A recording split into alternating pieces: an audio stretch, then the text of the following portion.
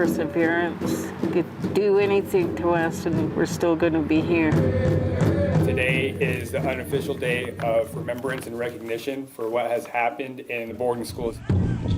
People here are remembering the stories of lost loved ones. Makes me grateful today I'm here compared to all the ones that were taken. Stories of Indigenous children stolen from their families, forced into government-run boarding schools. I had that haircut too. Matilda Sampson, a grandmother and community leader, survived one of those schools. We met her here at Fort Spokane, a former Indigenous boarding school. Everything was taken from me. Native boarding schools were created by the U.S. and Canadian governments in the late 1800s. The goal, according to the Department of Interior, forcibly relocating the children to schools where their identities, languages, and beliefs were to be forcibly suppressed. I wasn't used to wearing uniform clothes and not allowed to talk our language or tell our stories. There are accounts of physical and psychological abuse at these schools. Matilda, a member of a Canadian tribe called the Adam Lake Band, attended Kamloops Indian Residential School in British Columbia in the early 1970s. They always said there was children buried behind the school. The tragic hidden truth of some Native American boarding schools. More than 1,000 bodies found in mass graves at schools in Canada. Seeing the headlines about the mass graves found at her old boarding school last summer brought Matilda back. When I first saw it, I was like, I couldn't believe it. It was so heartbreaking. I have a lot of hurt. Had a lot of hate. I'm angry because I was brought up with a lot of abuse. Years of alcohol abuse, a coping mechanism to drown out the unsettling memories. I spent too long in my life hating. That's not who I am today. Matilda's experience at the school was not one of a kind. There were hundreds of them across North America, including more than 350 Indigenous boarding schools across the United States, mostly government-funded, some run by churches. More than 60,000 Native American children were placed in these schools. That's nearly 83% of all school-aged Indigenous children by the 1920s. Here we are on the Western Navajo Indian Reservation. Historic videos show those children side by side with government officials.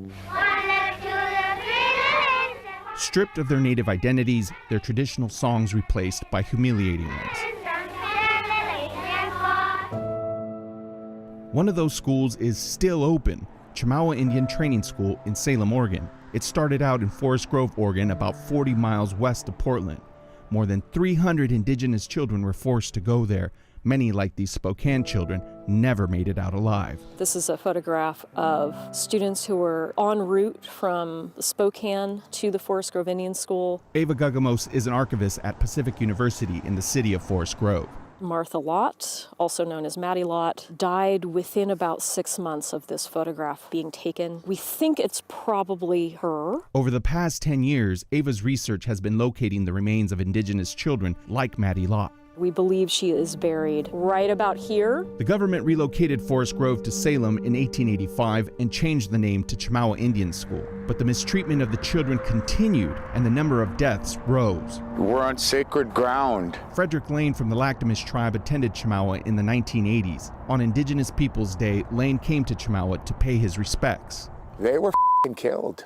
They were somebody's child. These children were stolen. They lie right here. For half a century, they lie here, their stories buried along with them.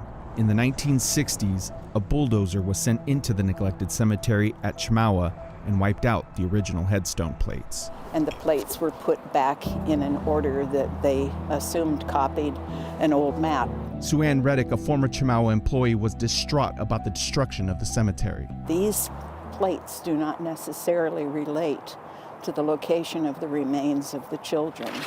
So we're hopeful that some of this research can help narrow down what are probably unmarked graves. Sue Ann and Ava teamed up to convert old cemetery maps and information into a digital database to find unmarked graves. Based on our list of who died, these ones, we don't know where they were buried.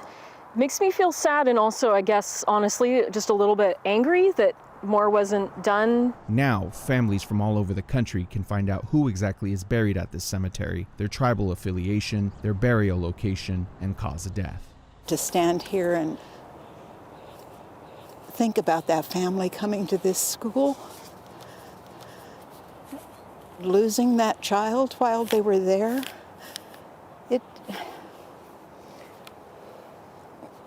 there aren't any words for it. It's a kind of pain that only parents who have lost their children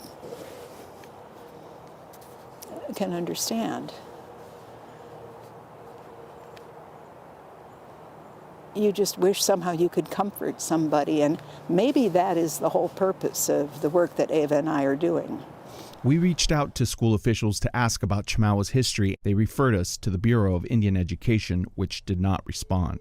I guess it's bittersweet with the sad history of Chemawa Indian School. Lane says the Chemawa of today has evolved into a refuge for young Native Americans. Chemawa has enlightened my ability to move forward as an Indigenous person. Today, Indigenous students learn their culture and history here. The cemetery, a reminder of what the children who came before them endured.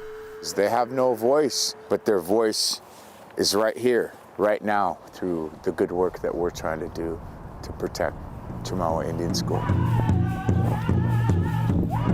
I've been sober 30 years now.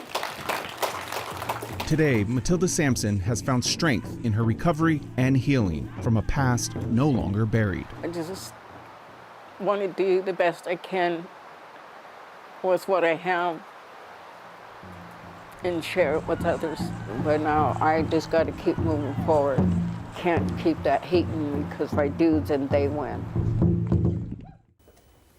The investigation by the Department of Interior will identify burial sites such as the Chemawa Cemetery and consult with tribes on how to protect them. The assigned task force will submit a report to Secretary Holland by April 1st about what they discovered and how to proceed.